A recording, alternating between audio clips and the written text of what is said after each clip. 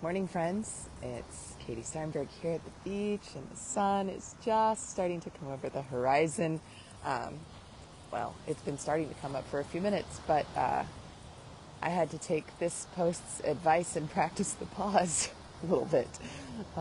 Technology was glitching, and my coffee dumped over, and it was funny, like getting a real live example of exactly what I was going to talk about today. So this idea of practicing the pause,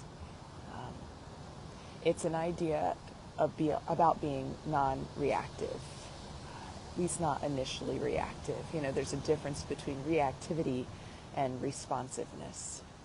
And when we're reactive, we're often acting out of emotionality or fear, frustration, instead of sort of taking the pause and being responsive. And I have to wonder if a couple things. If Jesus, who we'll be talking about him today at First Pres, if you want to come at 10:30 in Daytona. We're doing a whole series on rest, and leaning heavily on Tricia Hersey's book, Rest is Resistance.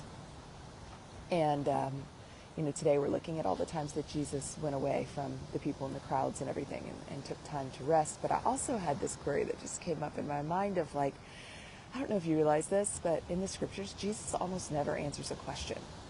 Like when somebody asks him a question, which happens a lot, he almost never gives a direct answer. Hold on, I gotta move for just a second so you can see this beauty. What he does instead is tell a parable or ask a question back. He just doesn't seem to really be in much of the answer-giving business, but more in the making you think kind of business. But also maybe he himself is practicing the pause. Maybe even Jesus is taking that moment, that breath, so that he doesn't roll his eyes and smack a Pharisee or something, and instead practice the pause. And the pause doesn't even have to be long.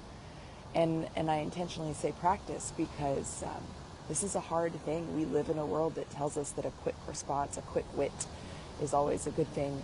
We live in a world that tells us you better have something to say or people are going to walk all over you.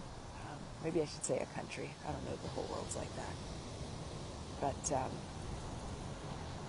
But the way of more peacefulness within you, the way of more serenity, the way that's going to allow you to be more of the person you want to be with less regrets, is the person who takes a breath before responding.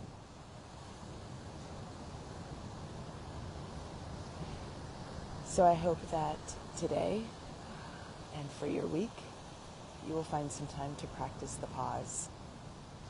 That whatever moments come up that make you anxious and frustrated and angry, that you'll give yourself permission to take a breath, to think a clearer thought, and to respond in a way you can be proud of. Maybe tell a story. Maybe ask a question. It feels like one of those places where we can literally follow in Jesus' footsteps. And I hope and I pray that will bring you more peace, increased peace within yourself and within your household and those around you.